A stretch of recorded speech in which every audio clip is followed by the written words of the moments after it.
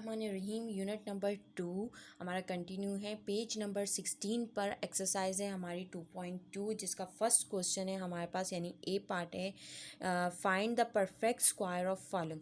आपने क्वेश्चन में कहा गया है कि आपने जितने नीचे ऑप्शंस दिए गए हैं उनके आपने क्या करने, परफेक्ट स्क्वायर बनाने हैं। ठीक है, तो परफेक्ट स्क्वायर कैसे बनेंगे हम स्टार्ट करते हैं। जैसे कि फर्स्ट क्वेश्चन है, फर्स्ट क्वेश्चन का फर्स्ट पार्ट है हमारे पास 5 को आपने सोल्यूशन के बाद अगेन लिखना है 5। अब 5 का परफेक्ट स्क्वायर कैसे बनेगा, आपने क्या करना है, 5 को 5 से यानी कि सेम नंबर को सेम यानी कि जो नंबर है उसे सेम नंबर से आपने मल्टीप्लाई करना है। तो जब मैं 5 को 5 से मल्टीप्लाई करूँगी, यानी कि 5 का जब आप 5 से मल्टीप्लाई करोगे तो आपके पास क्या आएगा, 5 5 ज़ा 25। तो आपने इस तरह से यानी कि इस नंबर को, यानी कि जो भी नंबर आपके पास गिवन होगा उसको आपने उसी नंबर से अगेन मल्टीप्लाई करना है। जब आप उसे मल्टीप्लाई करेंगे तो आपके पास उसका परफेक्ट स्क्वायर आ जाएगा। तो आप कह सकते हैं कि आपके पास 5 का जो परफेक्ट स्क्वायर है वो आपके पास क्या है, 25 है। ठीक है, 25 इस तरह से आप लिख सकते हैं, 25 is a perfect square of 5, यानी कि 5 हमारे पास इसका क्या है, परफेक्ट स्क्वायर है। देन अब इसका हमारे पास नेक्स्ट जो है नेक्स्ट पार्ट है, उसमें क्या बोला गया है, 13 का बताएं। 13 का परफेक्ट स्क्वायर क्या बनेगा, आपने इस तरह से 13 लिखा, सोल्यूशन लिखने के बाद अगेन आप 13 लिखेंगे और 13 को क्या करेंगे, 13 को 13 से मल्टीप्लाई करेंगे। जब आप 13 को 13 से मल्टीप्लाई करेंगे, अब 13 का टेबल आप कहाँ तक पढ़ते हो, 12 तक या 11 तक याद करते हैं, ज़्यादातर ऐसा ही होता है। ठीक है, लेकिन अगर आपको अब 13 से करना है तो सिंपल आप क्या करोगे, रफ कॉलम में 13 लिखेंगे, अगेन 13 और 13 को मल्टीप्लाई करेंगे। सिंपल 3 3 ज़ा 9 एंड 3 1 ज़ा 3। फिर अगेन आप इस तरह मल्टीप्लिकेशन का साइन देंगे, 1 3 ज़ा 3 और 1 1 ज़ा 1। तो इन दोनों को जब आप ऐड करेंगे तो यहाँ क्या आ जाएगा, 9 और यहाँ क्या आ जाएगा 6 और ये 1। तो आप कह सकते हैं कि 13 का जो हमारे पास परफेक्ट स्क्वायर है वो हमारे पास क्या है, 169। तो आप सो करके आप यहाँ लिख सकते हैं कि 169 इज़ परफेक्ट स्क्वायर ऑफ 13। ठीक है, इस तरह से आपके पास नीचे 10 ऑप्शन है, जिसमें से आगे आपके पास 45 है, 39 है, 58 है, 63 है। इन सबको आपने इसी तरह से सॉल्व करना है। ठीक है, अब नेक्स्ट हम ऑप्शन पे चलते हैं। नेक्स्ट ऑप्शन हमारे पास हम ऑप्शन ले लेते हैं। अब 19 को, अब नेक्स्ट थर्ड पे क्या दिया हुआ है, 19 दिया हुआ है। तो 19 का आप क्या करेंगे, 19 को 19 से मल्टीप्लाई करेंगे। तो आप होमवर्क में कीजिएगा। नेक्स्ट हमारे पास 4 पार्ट आ जाता है। 4 पार्ट में अब आपके पास क्या दिया हुआ है, 39। तो 39 का मैं करके देती हूँ। तो 39 का कैसे होगा आपके पास, कि आपने क्या करना है, 39 को 39 से मल्टीप्लाई करना है। अब 39 का टेबल तो आपको आता नहीं है, तो सिंपल आप क्या करोगे, सिंपल आपने वही रफ कॉलम में जाना है और रफ कॉलम में 39 आपने एक दफ़ा लिखना है, देन फिर अगेन आपने 39 लिखना है। 9 9 ज़ा क्या होता है आपके पास, 81। सही है, तो 8 आपके पास यहाँ कैरी चला जाएगा। 9 3 ज़ा क्या होता है, 27। तो 27 में जब आप 8 को ऐड करेंगे तो आपके पास क्या हो जाएगा, 15। तो 1 आपके पास कैरी चला जाएगा, तो कितना हो जाएगा, 35। तो यहाँ आपके पास क्या आ जाएगा, 35। फिर आपने नीचे सेम मल्टीप्लिकेशन का साइन देना है। देन अगेन अब आप क्या करेंगे, 3 9 ज़ा करेंगे, तो 3 9 ज़ा आपके पास 27 होता है। तो 2 आपके पास कैरी चला जाएगा। 3 3 ज़ा 9 9 10 11। ठीक है, तो ये आपके पास क्या हो जाएगा, 11। देन आप इन दोनों को ऐड करेंगे तो कितना हो जाएगा, 1। आपके पास यहाँ कितना आ जाएगा, 12 का 1 कैरी, 3 4 5। यहाँ आपके पास 5 आ जाएगा और यहाँ आपके पास क्या हो जाएगा, 1 हो जाएगा। तो ये आप कह सकते हैं कि 1521 इसका हमारे पास क्या है, परफेक्ट स्क्वायर है। ठीक है, तो आप इस तरह से जो है बाकी के जो ऑप्शंस हैं आपने सो करके इस तरह से लिखना है और बताना है कि आपके पास क्या है, 1521 is perfect square of 39। Then अब अगेन आपके पास ऑप्शंस आगे आ रहे हैं, 45 आ रहा है, 58 है। सेम इसी तरह आपने 58 को 58 से मल्टीप्लाई करना है, 63 को 63 से मल्टीप्लाई करना है। ठीक है, इसी तरह लास्ट वाला मैं करवा देती हूँ। लास्ट वाले में आपके पास क्या दिया हुआ है, 10 में 108। अब 108 का क्या करेंगे, सेम वैसे ही आपने करना है कि आपने 108 को जो है 108 को आपने सेम 108 से क्या करना है, मल्टीप्लाई करना है। तो जब आप 108 को 108 से मल्टीप्लाई करेंगे लिखेंगे रफ में तो आपके पास आंसर क्या आएगा। आपने इसी तरह 1008 ऊपर लिखा, नीचे भी 108 लिखा, आपको 8 का टेबल आता है, सिंपल आप कर सकते हैं। 8 का टेबल क्या होता है, 8 8 से कितना हो जाएगा 64, 4 यहाँ आ जाएगा, 6 ऊपर चला जाएगा, 8 0 से 0 और 0 में जब 6 ऐड करेंगे तो एज इट इज़ 6 आ जाएगा, 8 1 ज़ा 8। देन मल्टीप्लिकेशन का साइन 0 है तो 0 में आपने क्या करना है 0 लिखना है, फिर 2 मल्टीप्लिकेशन के साइन आएंगे और आपके पास यहाँ 8 0 1, क्योंकि 1 है तो 1 से जो भी टर्म मल्टीप्लाई होती है तो एज इट इज़ आ जाती है, ठीक है। तो अब यहाँ पर आपके पास क्या हो जाएगा 4 एज इट इज़ नीचे, 6 आपके पास यहाँ पर आ जाएगा, 16 का 1 यहाँ कैरी चला जाएगा तो 1 और यहाँ पे 1 आ जाएगा। तो आप कह सकते हैं 11,664 जो है इसका हमारे पास क्या है परफेक्ट स्क्वायर है। तो हम यहाँ पे शो करके लिख सकते हैं कि 11,664 इज़ परफेक्ट स्क्वायर, ठीक है। आप इस तरह से इस तरह लिखेंगे परफेक्ट स्क्वायर ऑफ 108, यानी कि 108 का हमारे पास क्या है परफेक्ट स्क्वायर क्या बना 11,664। इसके इसी तरह से बाकी के जो क्वेश्चन है वो आपने क्या करने हैं, जैसे बाकी क्वेश्चन हमने करवाएंगे तो बाकी के क्वेश्चन जो है वो आपने इस तरह से होमवर्क में करने हैं, ठीक है। अब नेक्स्ट पार्ट है बी, जिसमें कहा गया है कि find all the perfect square between. अब इसमें आपके पास नीचे कुछ ऑप्शंस दिए गए होंगे, उनके अब आपने क्या करना है परफेक्ट स्क्वायर बताने हैं कि इनके दरमियान में कितने परफेक्ट स्क्वायर बन सकते हैं, ठीक है।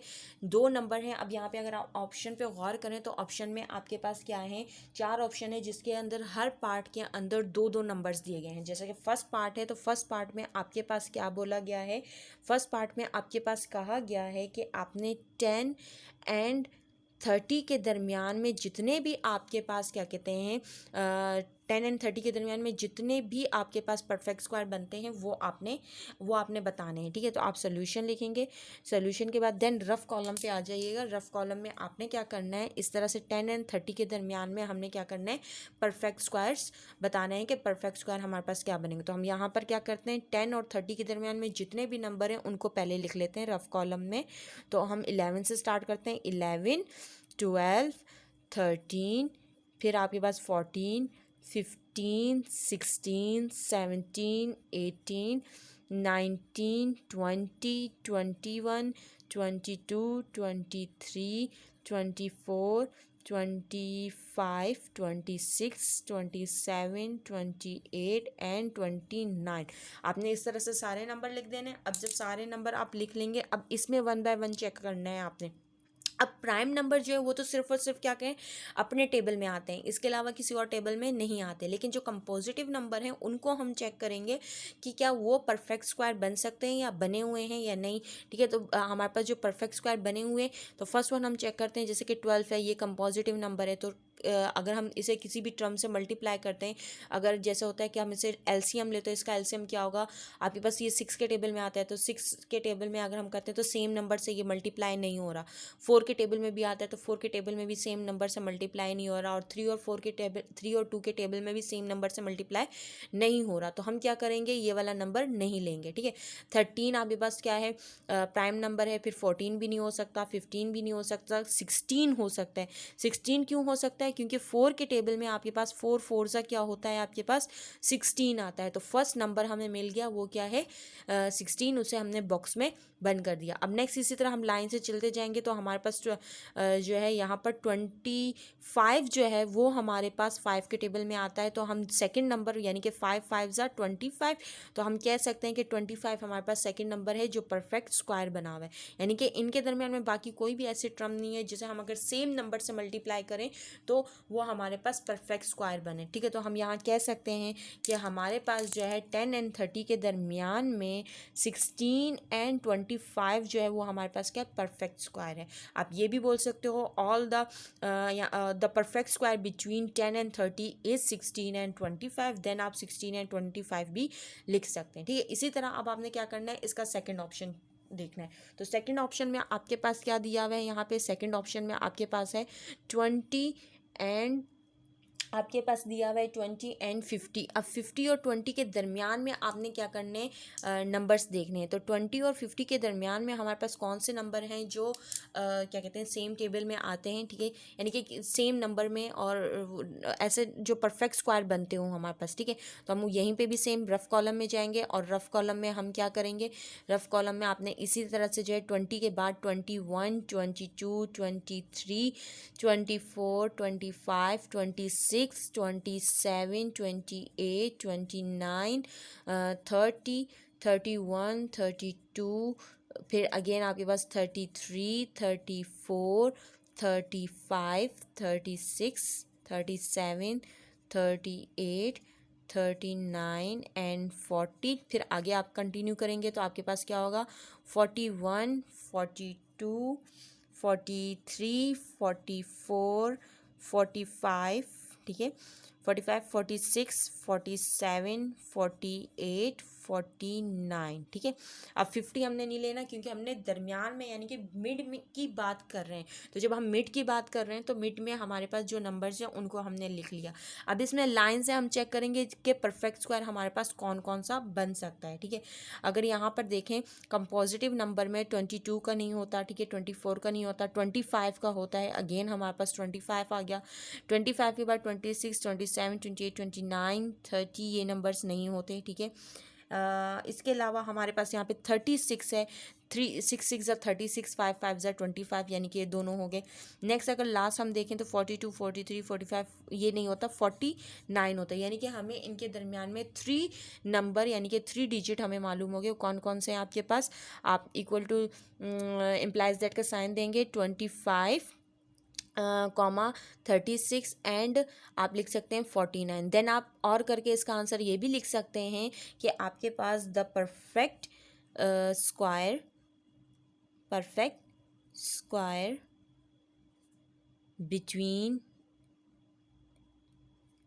20 एंड 50 इज 25, 36 एंड 49, ठीक है। ये हमारे पास इसका आप इसका आंसर ये भी लिख सकते हैं और ये भी लिख सकते हैं, ठीक है। अगर एमसीक्यूज़ में आएगा तो एमसीक्यूज़ में तो आप डायरेक्ट ऑप्शन पे टिक लगाओगे, लेकिन अगर एमसीक्यूज़ में नहीं आता, लेट सपोज क्वेश्चन बनकर आता है पॉइंट या 1 नंबर का या 0.5 मार्क्स का, यानी कि हाफ नंबर का आपके पास अगर क्वेश्चन बनकर आता है तो तब आप क्या करोगे, इस तरह से इसे परफेक्ट यानी कि दोनों में से कोई सा भी ईजी आपको लगे वो आप इसका आंसर लिख सकते हैं, ठीक है।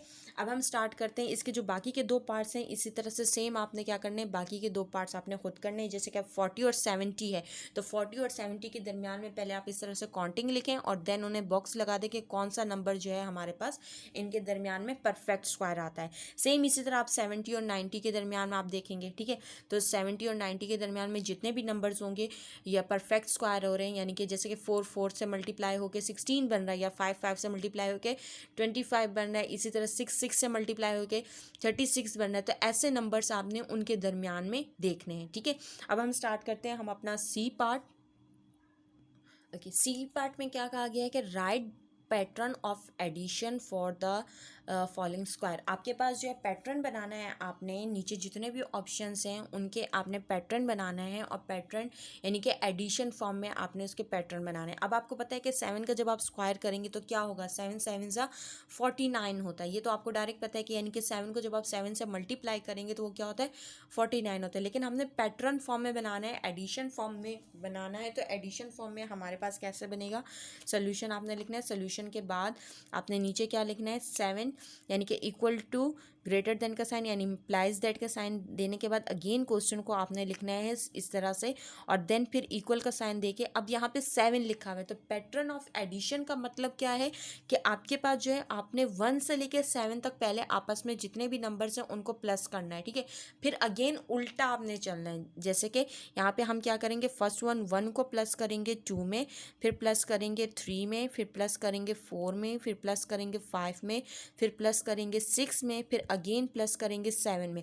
अब हमारे पास यहाँ 7 कंप्लीट हो गया। अब 7 के बाद आपने उल्टा चलना है, ठीक है। अब यहाँ पर आप क्या करोगे 6, फिर प्लस आपने यहाँ से 5, फिर प्लस आप क्या लोगे 4, फिर प्लस आपने क्या लेना है 3, फिर प्लस आपने क्या लेना है 2, फिर प्लस आपने क्या लेना है 1। इस तरह से यानी कि 1 से लेके 7 तक पहले आपने काउंटिंग लिखी एडिशन पैटर्न में, फिर देन आपने 7 से दोबारा से उल्टा यानी कि 6 5 7 6 5 4 3 2 1। अब यहाँ से अगर आप ऐड करें, यानी आपको पता है कि 7 7 का क्या होता है 49 होता है, लेकिन अगर आप ऐड करना स्टार्ट करें, जैसे कि 1 को 2 में ऐड करेंगे तो कितना हो जाएगा 1 + 2 कितना होगा 3, फिर 3 + 3 ऐड करेंगे तो कितना हो जाएगा 6, 6 में इसी तरह फिर आपने क्या करना है 4 ऐड करना है तो कितना हो जाएगा 10, 10 में फिर आप 5 ऐड करेंगे तो कितना हो जाएगा आपके पास 15, 15 में अगेन जब आप 6 ऐड करेंगे तो कितना हो जाएगा 21, 21 में जब 7 ऐड करेंगे तो कितना हो जाएगा 28।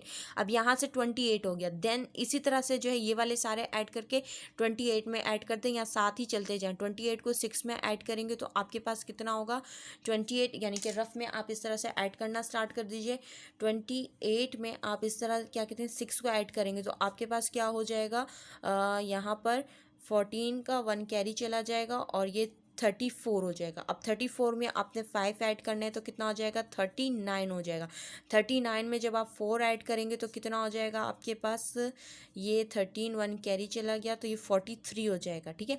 अब 43 में 3 ऐड करेंगे तो आपके पास कितना हो जाएगा हमने कहीं एक जगह पे गड़बड़ तो नहीं कर दी 46 हो जाएगा। अब 46 में 2 + 1 कितना हो जाएगा 3, और 3 को जब आप ऐड करेंगे तो आपके पास कितना हो जाएगा 49 हो जाएगा। यानी इस तरह से आपने ऐड करते जाना है।